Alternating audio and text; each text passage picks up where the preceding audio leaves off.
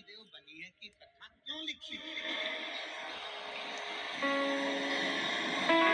और संपूर्ण काशी क्षेत्रवासियों को यह स्मरण होना चाहिए।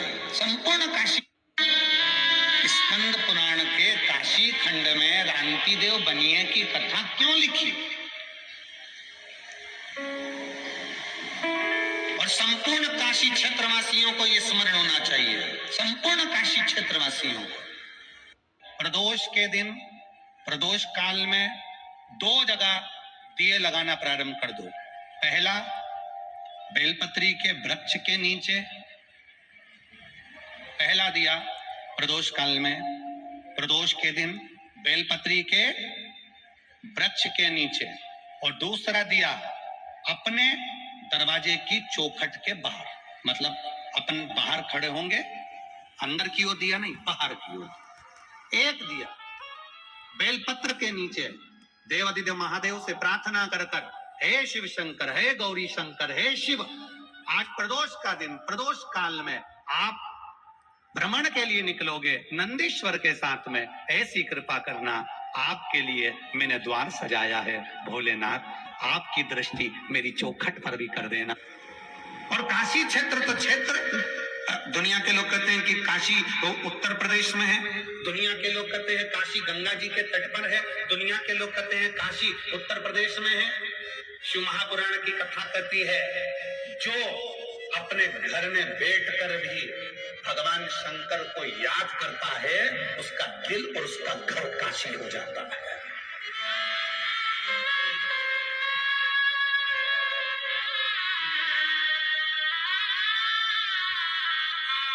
उसका दिल और उसका घर काशी हो गया।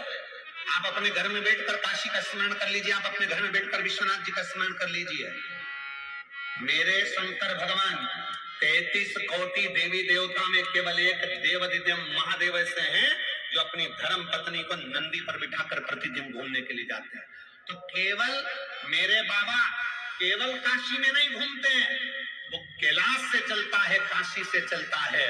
और जो अपने घर में बैठकर भी मेरे विश्वनाथ को याद कर लेता है, मेरा विश्वनाथ मन पूना को लेकर उसके घर पहुंच जाता है। उसके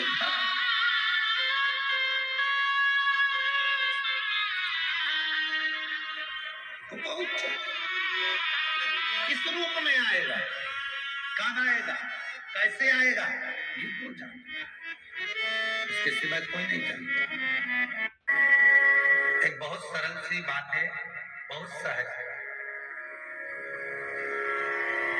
महाराज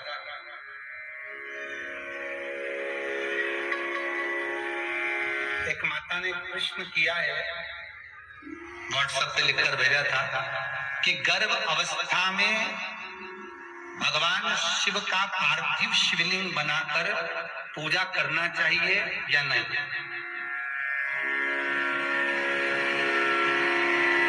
तो मेरा निवेदन है, बहन जिसने भी प्रश्न भेजा था उसको निवेदन है कि गर्भ अवस्था में भी भगवान शंकर, आप पहले तो यह है कि शिव का पार्थिव शिवलिंग अगर आप सोमवार की सोमवार बना रहे हो या प्रदोष की प्रदोष बना रहे हो या शिवरात्रि की शिवरात्रि हर महीने बना रहे हो, उसका विचार होना चाहिए।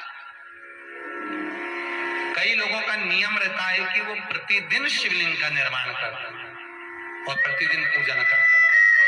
तो उनसे निवेदन है जो प्रतिदिन शंकर का पार्थिव शिवलिंग का निर्माण कर रहे हैं, उनसे निवेदन है, अगर आप प्रतिदिन पार्थिव शिवलिंग का निर्माण करते हो तो निर्माण करते समय बेलपत्री नीचे रखना जरूरी होता है।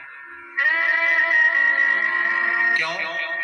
जिससे प्रतिदिन आप पार्थिव शिवलिंग का निर्माण कर रहे हो तो नारी का बीच में 7 दिन 5 दिन का रजोधर्म भी आता है।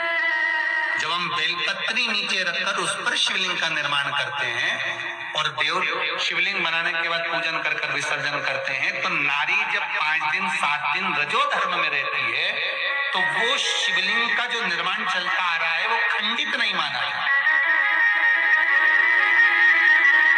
आपने डायरेक्ट शिवलिंग बनाया और उसका पूजन कर कर विसर्जन करा तो आप रजोधर्म में आए, 5-7 दिन आपने पूजन नहीं करी,